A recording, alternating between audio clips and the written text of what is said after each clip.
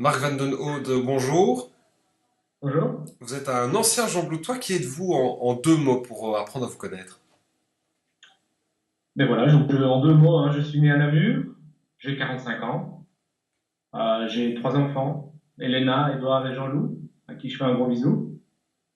Et je suis sorti de Jean-Loup en 1990 avec un diplôme d'ingénieur des eaux et forêts. Alors, aujourd'hui, vous vous trouvez où, dans quel pays, avec quelle fonction?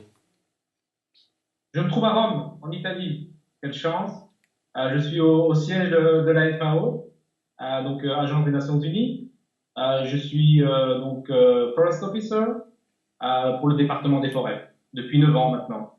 Mais justement, il n'y a pas longtemps, on a eu un appel avec Dominique Burgeon, donc vous êtes déjà deux Jean Bloutois à travailler à la FAO.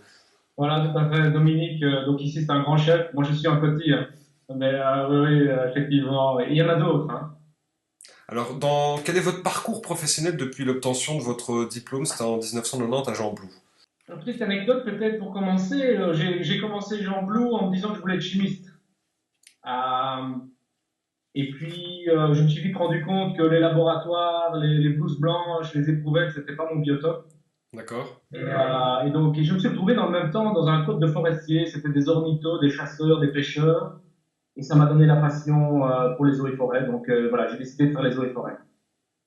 Et puis, une fois que j'ai terminé Jean Blou, mon premier poste a été d'être assistant à la fac pour le professeur Delvin, un amoureux de l'Afrique qui m'a beaucoup inspiré, qui a lancé ma carrière. Il est venu me chercher. Je n'étais pas un élève très brillant. Il est venu me chercher et donc j'ai été son assistant. Et c'est quelqu'un qui était vraiment projeté sur l'Afrique. Et donc très vite, il m'a proposé un poste pour le Cameroun. Puis ensuite, de fil en aiguille, un autre projet toujours financé par l'Union européenne, d'appui à des grandes concessions forestières, 300, 400 000 hectares de forêt, des industriels qui voulaient obtenir une certification FSC. Projet passionnant. Et donc voilà, après 9 ans au Cameroun, j'ai décidé de rentrer en Europe. J'ai pris ce poste ici à la FAO, à Rome. On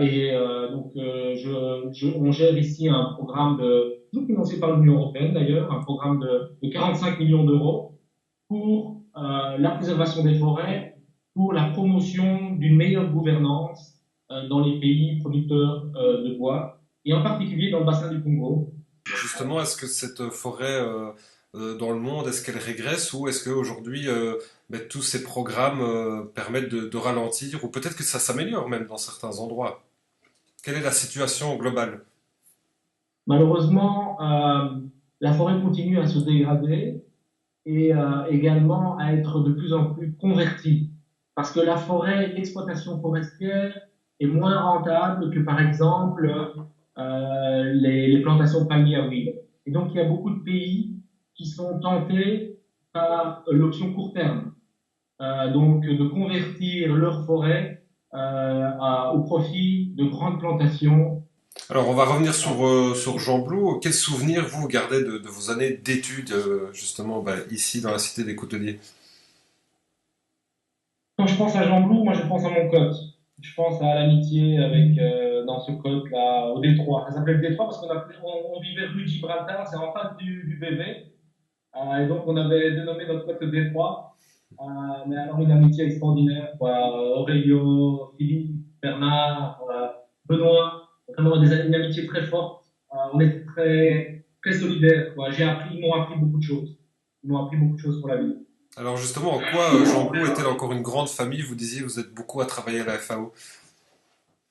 Oui, c'est une grande famille et moi je suis basé en Italie, je dirais même c'est une mafia.